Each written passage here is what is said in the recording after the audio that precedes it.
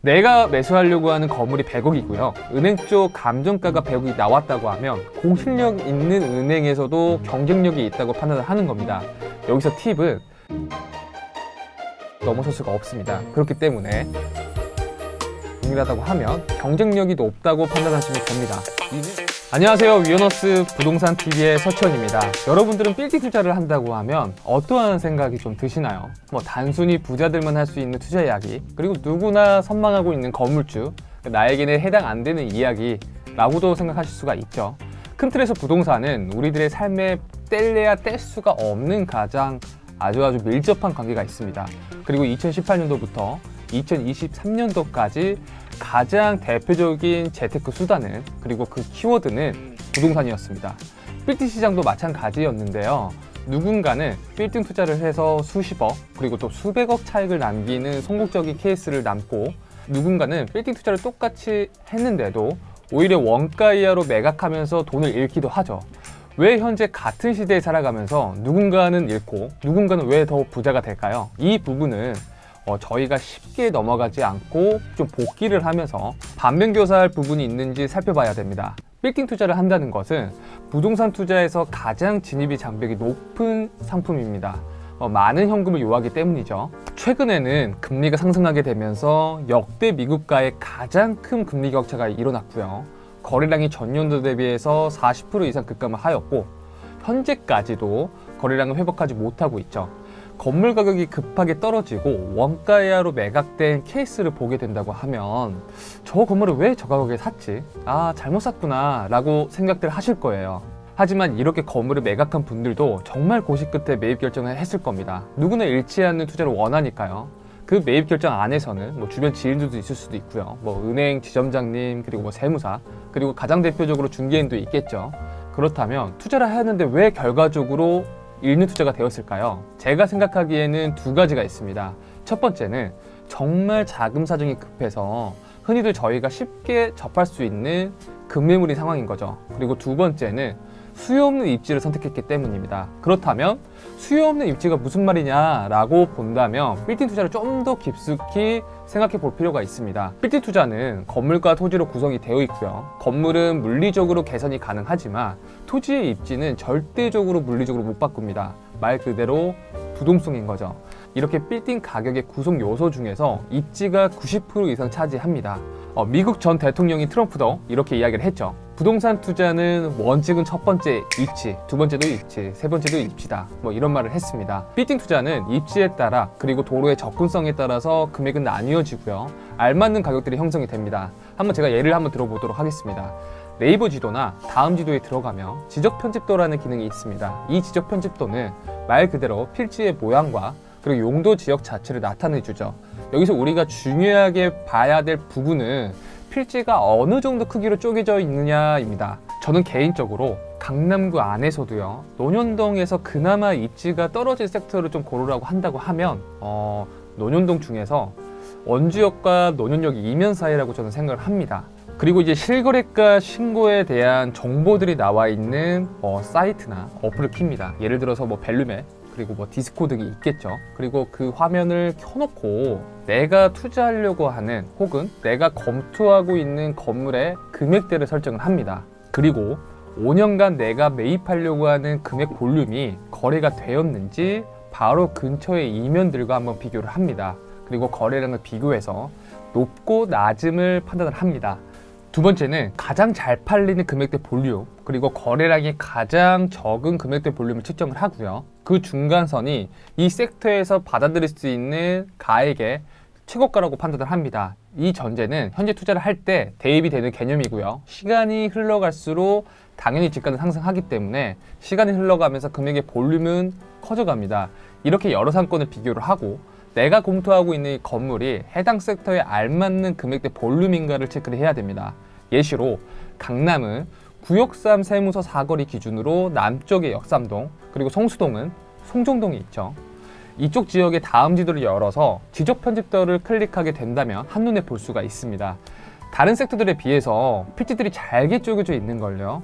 이러한 필지들은 당연히 평수가 작기 때문에 낮은 금액의 볼륨대로 거래가 됩니다. 하지만 내가 제안받은 혹은 검토하는 건물이 상권의 평균적인 금액 볼륨에 대비해서 2배 혹은 3배가 크다면 단순히 토지 평단가로 싸다는 것으로 투자 결정을 하기에는 리스크가 있다는 걸 인지를 하셔야 됩니다. 부동산은 오랫동안 보유하는 것이 가장 중요하지만 결국 매각할 때 받아줄 차기 매수자도 고려를 해야 되기 때문이죠. 연남동 동지시장에 가보면 정말 많은 다가구 건물이 근린생활시설로 바뀐 걸 볼 수가 있습니다. 이렇게 쪼개져 있는 작은 필지들이 형성되어 있는 섹터에 100억대 건물을 투자한다고 가정을 해보신다면 이해가 조금 되실 거예요. 여기 입지에 80억대, 100억대 건물을 사는 게 맞나? 다른 기회 측면으로 다른 대체재가 훨씬 더 많고 금액대에 맞는 섹터를 선택을 해야 됩니다. 하지만 이렇게 생각하시는 분들도 있겠죠. 근데 이 건물이 주변 시세 대비해서 30% 이상 저렴한데요? 라고요. 주변 도로, 그리고 접근성, 그리고 실제 투자 사례 금액 볼륨에 대비해서 내가 검토하는 건물의 거래 볼륨액이 2배 이상 높다면 당연히 주변 시세 대비해서 저렴해야 됩니다. 주변 상권에 맞지 않게 평수가 넓고 투자 금액 가액이 높다면 투자 가치의 평단가 파이가 낮아지는 게 당연한 이론입니다. 반면에 내가 투자 검토하고 있는 섹터의 평균 거래 금액이 100억, 200억대지만 내가 투자 검토하는 건물의 가액이 30억대라면 반대로 평단가 파이가 더 높아지는 게 당연한 겁니다. 투자금의 진입액 장벽이 높은 상권에 소액 투자권이 나온다면 누구나 갖고 싶은 수요가 올라가기 때문이죠. 반대로 진입의 장벽이 낮은 금액대로 거래되는 상권에 2배 내지 3배 높은 금액대로 투자를 한다면 주변 시세 대비해서 상당히 저렴해야지만 투자의 설득력이 더해집니다. 자, 이제 큰 틀에서 두 번째는 현재 빌딩 투자를 계획을 하거나 투자를 한 번도 해보지 못한 시장 참여자분들은 강남을 선호한다고 하면요, 강남 중에서도 최고 직전가액을 넘어선 거래량이 생긴 것 위주로 검토하시는 게 그나마 안전합니다. 예를 들어 볼게요. 압구정이나 신사동, 그리고 청담동 같은 곳을 본다고 하면 주변 시세 혹은 과거 거래 사례 기준 대비해서 직전 거래 가액을 넘어선 사례들이 있습니다. 이 지역에 들어오고 싶어하는 수요가 상당히 많다는 걸 입증을 합니다. 보통 직전 거래 가액에 대비 초과하는 거래한 사례들이 생기면 너무 비싸게 주고 산 것 같은데 잘못 산 거 아니야? 라고 생각들 하시는 게 정상입니다. 하지만 시간이 6개월 내지 1년, 2년 지나고 나서 이 거래 사례는 과거 거래 사례 중 최하한가가 됩니다. 그리고 신고가가 갱신되는 섹터들이 당장에 투자하기가 어렵다고 하면 그 지역과 인접한 투자를 하시면 됩니다. 예를 들면 강남에서도 청담동이나 압구정, 그리고 신사 쪽에서 거래 사례가 많이 발생했고 그 거래 사례가 최고 직전 가액을 초과했다고 하면 이 이면에 있는 건물, 그 이면도 어렵다면, 그리고 그 섹터에 진입하기도 어렵다면 바로 붙어 있는 도산대로 이면이 논현동이 될 수도 있겠죠. 강남 기준으로 투자의 기준은 테헤란로 기준으로 북쪽으로 올라갈수록 진입의 장벽이 더 높아집니다. 결론은 자금이 몰리고요, 거래량이 가장 자주 일어나는 지역을 선택해라 라는 말입니다. 그리고 큰 틀에서 세 번째, 감정가와 임대료는 거짓말하지 않습니다. 우리는 건물을 매입하기 전에 은행 쪽 담보대출을 의뢰를 합니다.